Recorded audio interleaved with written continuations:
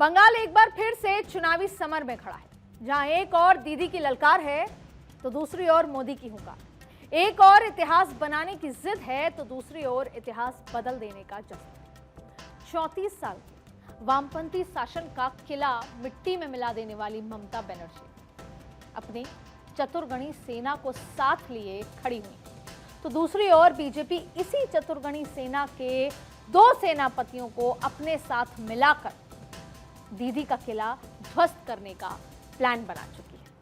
तो आज हम पॉलिटिकल कॉरिडोर में इसी लड़ाई को डिकोड करने वाले हैं हर तरह से, लेकिन उसका एक मुख्य एजेंडा भी बताऊंगी आपको। पश्चिम बंगाल के करीब 3.5 करोड़ महिला वोटर्स कैसे इस रण में गेम चेंजर बनने जा रही हैं।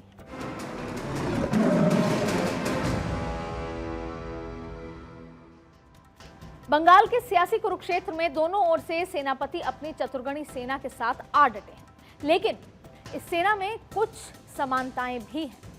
उनमें से एक है महिला वोटर्स। देखिए, दोनों पॉलिटिकल पार्टी को ये लगता है कि हमारी ताकत महिला वोटर्स है। ममता बनर्जी आज भी जो जीत के लिए कॉन्फिडेंट हैं या टीएमसी है, तो वो इसीलिए कि महिला वोटर्स उनको साथ देंगे। पिछली बार भी दिया, तो इस बार नरेंद्र मोदी को भी ये लगता है कि जब देश के दूसरे राज्यों में महिला वोटर्स ने इतना जबरदस्त सपोर्ट किया तो बंगाल में क्यों नहीं। इसीलिए दोनों महिला वोटर्स को अपनी ताकत मानते हैं और इस वक्त देश में महिला वोटर्स आमतौर पर नरेंद्र मोदी की सपोर्टर मानी जाती है, लेकिन बंगाल में दीदी पर महिला वोटर्स की ममता उतनी ही जबरदस्त है। तो सवाल यह है कि क्या इस बार बीजेपी महिला वोटर्स को वो सपोर्ट ले पाएगी बीजेपी कि दीदी का किला ढह सके। इतना सपोर्ट महिला वोटर से मिल पाएगा। मैं ये क्यों कह रही हूं, क्योंकि उसे समझने के लिए आपको कुछ आंकड़े भी दिखा देती हूं। देखिए, हालांकि इसका कोई सटीक आंकड़ा होता नहीं है कि किस राज्य में महिलाओं ने किस पार्टी को वोट किया, लेकिन कुछ रिपोर्ट्स के मुताबिक जैसे 1962 से, यानी जब से चुनाव आयोग ने आम चुनाव में जेंडर के आधार पर वोटिंग पैटर्न का डेटा देना शुरू किया था, नेशनल लेवल पर कांग्रेस महिला वोटर्स की पहली पसंद मानी जाती है। लेकिन 2019 में पहली बार बीजेपी महिला वोटर्स की सबसे अधिक संख्या हासिल करने वाली पार्टी बनी। नरेंद्र मोदी सरकार की विमेन सेंट्रिक स्कीम्स ने न सिर्फ महिलाओं को वोट करने के लिए घर से बाहर निकाला, बल्कि उनके बीच बीजेपी की लोकप्रियता का ग्राफ बढ़ा। और खासतौर पर नरेंद्र मोदी का जब डायरेक्ट बेनिफिट ट्रांसफर, जब उनके खाते में पैसा जाना शुरू हुआ महिलाओं को, और सबसे बड़ा आपको याद होगा जब नरेंद्र मोदी आए तो वो चूल्हे से बाहर निकालकर गैस सिलेंडर तक लेकर आए, शौचालय बनाए गए।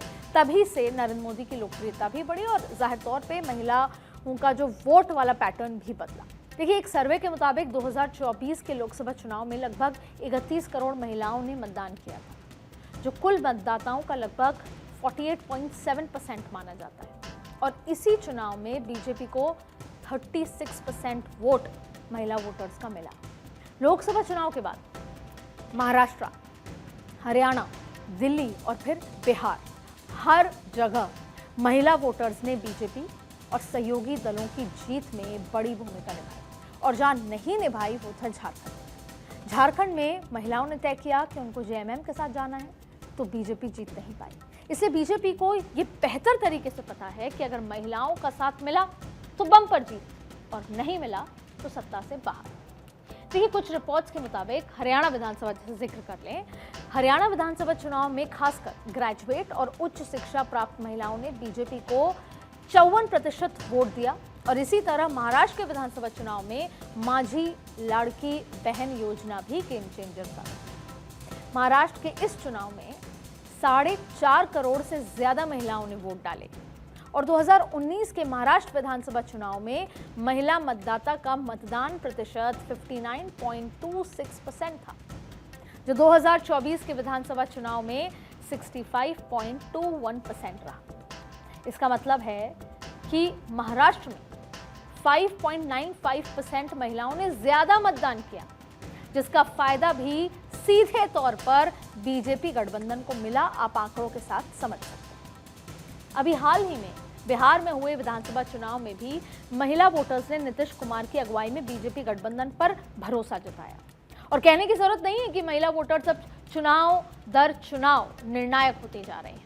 और पश्चिम बंगाल इसीलिए हम चर्चा कर रहे हैं कि एक तो वहां पर ममता बनर्जी, इतना लंबा शासन, महिला अस्मिता की बात वो करते हैं, तो उनको ये लगता है कि अब तक महिलाओं ने मुझे सपोर्ट किया तो अब भी करेंगी। लेकिन भारतीय जनता पार्टी को लगता है जब देश के दूसरे राज्यों में महिला सपोर्ट इतना मिल रहा है, इतनी सारी योजनाएं, तो पश्चिम बंगाल में इस बार खेला महिला ही करेंगी। और जाहिर तौर पे खेला तो महिलाएं ही करेंगी, क्योंकि इस पूरे पैटर्न से ये तो समझ आ रहा है कि वो जाति और धर्म से बियॉन्ड जाकर ये जो वोटिंग पैटर्न है ये महिलाओं ने बदला है। पश्चिम बंगाल में भी ऐसा होगा, ये बीजेपी उम्मीद लगा रही है। पर यहाँ की कहानी जरा अलग है। यहाँ महिला वोटर्स बंगाली अस्मिता, लोक लुभावन योजना जो अब तक चली आ रही हैं, उनके नाम पर दीदी के साथ जुड़ी रही। दीदी की योजना है लक्ष्मी योजना, जिसमें पहले 500 रुपये मिलते थे, फिर उसे 1000 कर दिया, फिर 1500 कर दिया, और महिलाएं और परिवार जुड़े हुए हैं। जैसे एक घर में अगर 4 महिलाएं हैं तो चारों के खाते में 1500 रुपये अब तक जाते आ रहे हैं। तो कहीं ना कहीं एक कंफर्ट है कि अगर और कुछ नहीं है तो महिलाओं के खाते में इतने पैसे तो आ रहे हैं। तो आंकड़े हैं कि हकीकत आपको बताते हैं। जैसे कि 2024 के लोकसभा चुनाव में 53% महिलाओं ने टीएमसी को वोट किया था, जो 2019 की तुलना में 11% अधिक रहा। पश्चिम बंगाल उन राज्यों में से एक है जहां महिला वोटर्स की संख्या पुरुष वोटर्स से ज्यादा रही, और ममता बनर्जी ने महिला वोटर्स की अहमियत को समझते हुए विमेन सेंट्रिक स्कीम्स लॉन्च की, और जिसका फायदा उन्हें मिलता भी रहा। रूपश्री योजना के तहत पश्चिम बंगाल में दीदी ने अब तक 22 लाख, लगभग 22 लाख महिलाओं की शादी के समय 25,000 रुपए की आर्थिक मदद की है, जिसमें सरकार के 5,558 करोड़, लगभग बात कर रही हूं मैं, रुपए खर्च हुए। फिर कन्याश्री योजनाओं ने बालिकाओं की शिक्षा को नया आधार दिया। ये सब विमेन सेंट्रिक है, और लगभग 1 करोड़ छात्राओं को पढ़ाई जारी रखने के लिए वित्तीय सहायता दी गई, और जिस पर 16,554 करोड़ रुपए से अधिक का खर्च सरकार का हुआ है। और इतना ही नहीं, पश्चिम बंगाल महिलाओं के स्वामित्व वाले MSME में राष्ट्रीय स्तर पर पहले स्थान पर था, जहां भारत के कुल महिला स्वामित्व वाले MSME का 23.42% हिस्सा पश्चिम बंगाल में। सामाजिक रूप से हाशिए पर खड़ी महिलाओं के लिए मुक्तिर आलो योजना के तहत व्यावसायिक प्रशिक्षण ट्रेनिंग उपलब्ध कराई गई, और साल 2025 तक इस योजना पर 1.47 करोड़ रुपए का खर्च भी सरकार ने किया, जिससे हजारों महिलाओं को कौशल विकास और आत्मनिर्भर का जो अवसर है वो मिला है। और इसके अलावा लक्ष्मी भंडार योजना, जिसका मैं जिक्र कर रही थी, उसके तहत सामान्य वर्ग की महिलाओं को 1500 रुपये और SC/ST वर्ग की महिलाओं को 1700 रुपये प्रति माह दिए जा रहे हैं।